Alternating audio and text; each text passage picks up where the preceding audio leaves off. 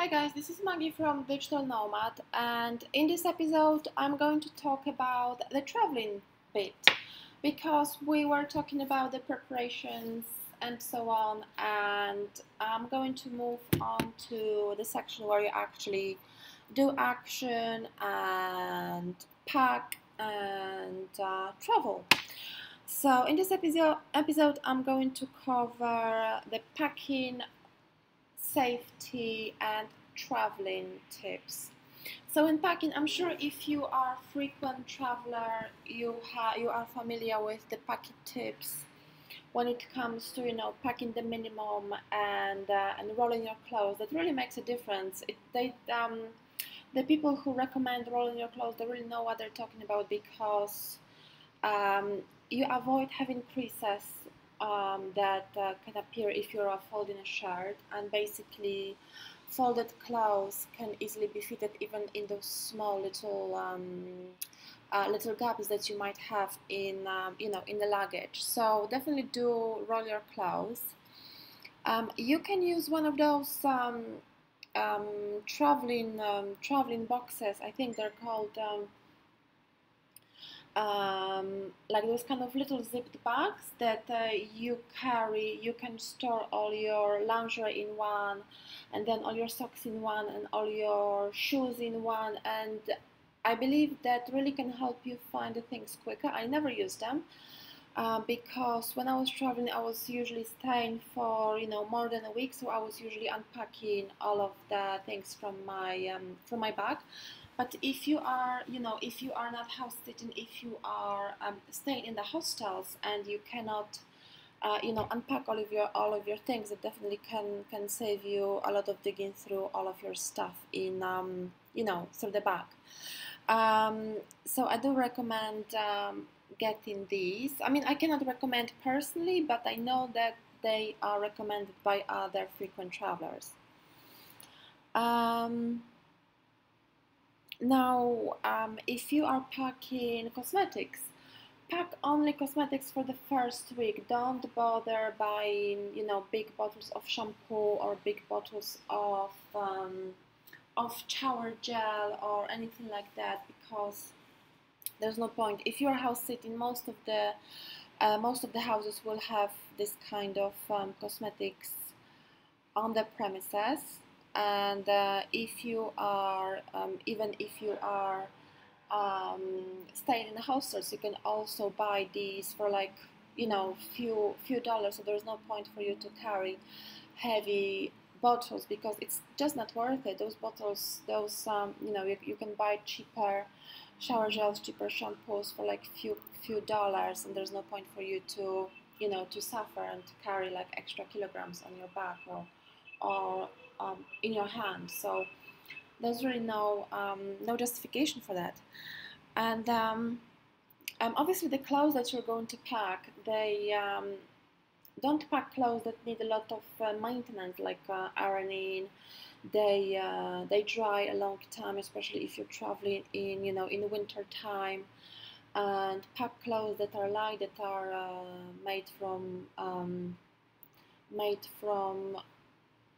fabrics that will keep you warm and that will dry quickly.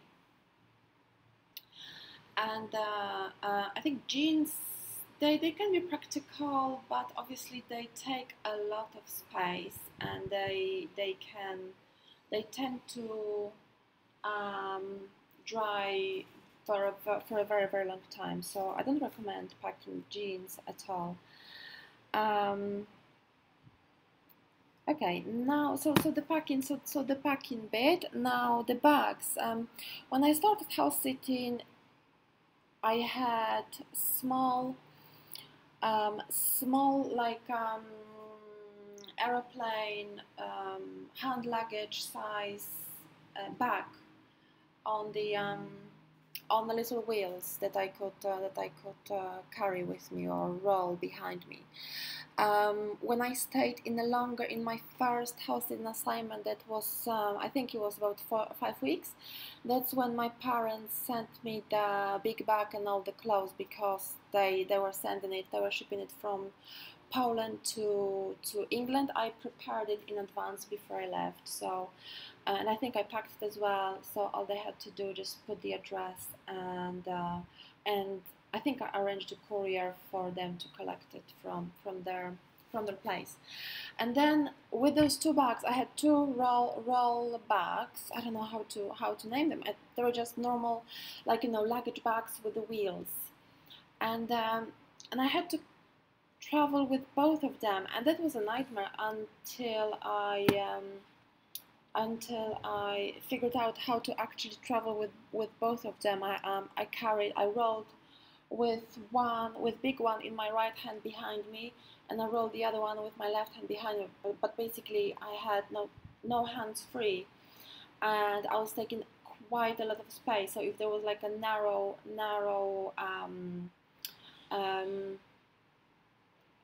entrance in on a sidewalk or anywhere, or even getting on a train or on a subway, it was just a challenge.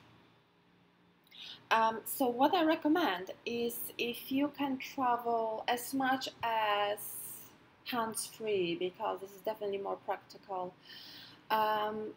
put your backpack on, or organize this kind of crossbody bag, and you will be surprised that you won't need to pack that much, because I definitely don't encourage to take big bags with you, even if you go traveling for a year, because all you need is just change of clothes, small cosmetics, obviously laptop if you're working on, and all of the other stuff. If you need extra sweater, if you need extra pair of pajamas or anything like that, you can buy them secondhand for a few dollars. Definitely don't need to, you don't need to buy new clothes when you're house sitting. It's just for you to be practical, for you to be comfortable, and not spend too much money. So pack like mid-size backpack on your back, and have another one crossbody bag on your front. So you don't have to take your backpack if you want to find your passport, wallet, or phone. It will be just in front of you. So this is the best way to travel, in my opinion, and I recommend doing this.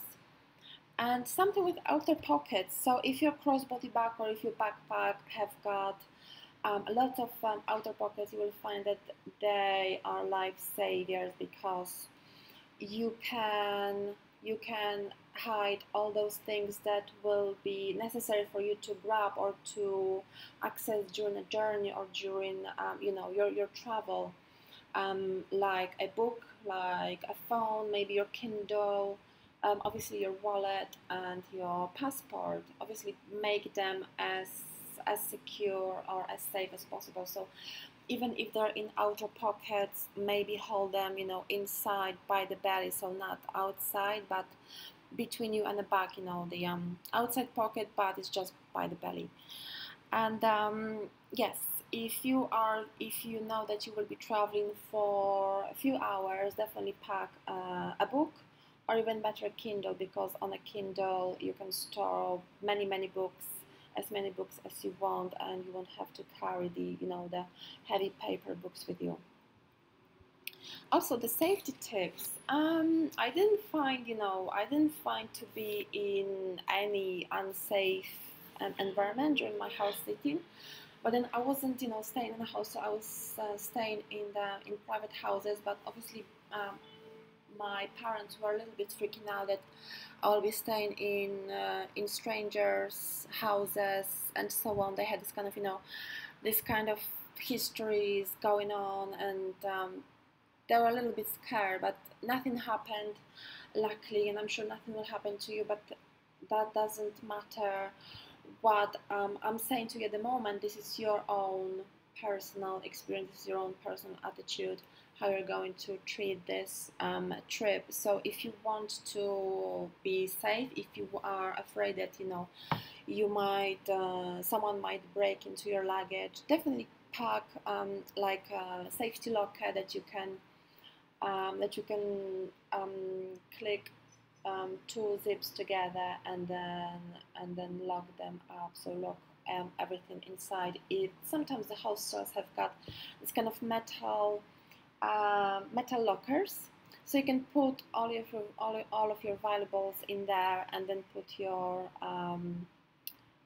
safety lock on outside and take the key with you. So yeah, safety lock, it is quite useful.